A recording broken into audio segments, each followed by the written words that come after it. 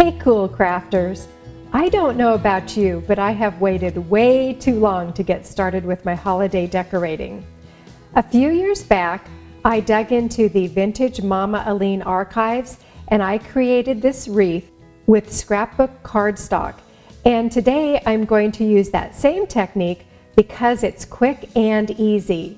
I want to create a tabletop display with a collection of holiday trees, but I don't have any of that double printed scrapbook paper that I used on that wreath.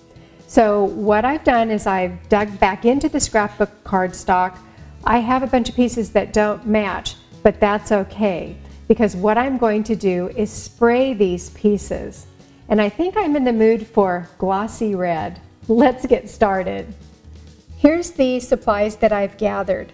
Paper mache cone, scrapbook paper in cardstock weight, paper cutter, Aline's tacky glue, and tacky dots. I'm cutting my cardstock into 1-inch strips. Depending on what size that you want your loops, you may want to cut these down into shorter lengths. These are 1 inch by 6 inches. I like to run my fingers down the center of the strip, which starts to bend the paper. Use 2 tacky dots at one end of the strip. Just press them in place. Add a couple of dots of your tacky glue and then bend these around, overlap, and press. Give them a good press. And continue until all of your strips are glued together. Once you have all of your loops made, you want to turn them over, put a tacky dot on the back, and apply your tacky glue around the dot. Now let these sit for about 10 minutes.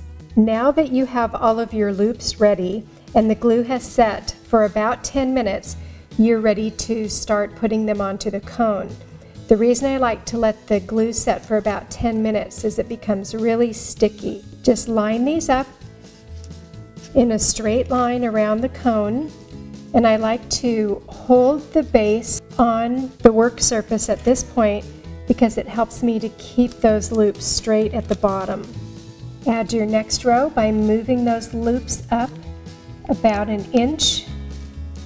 For the very top row, I have cut my strips down to 4 inches by 1 inch so that they're shorter and will fit better on the top. Once you have all of your loops glued in place, you want to let this dry completely. Then you're going to take it outside to spray paint it. I set up a little spray booth whenever I'm spraying outside. Just take a large box, put your tree inside, and begin to spray. Now be sure and use gloves if you don't want to get spray paint on your hands. Because we're using printed scrapbook paper, it may take 2 coats of spray paint to cover the design, or you can let part of the design show through. Once your spray paint is completely dry, you can add some tree toppers, and you have some pretty cool holiday trees.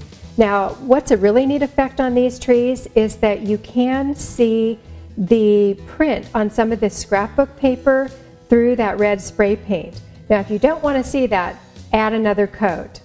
I'm going to keep adding to my tree collection over the next week, so I'll be sharing new tree tutorials with you. If you want to create the wreath, just click on this video link, and if you like this video, be sure and click the like button, share it with your friends, and leave us a comment on how you are decorating for the holidays. I'm Tiffany Windsor, and I think it's cool to craft.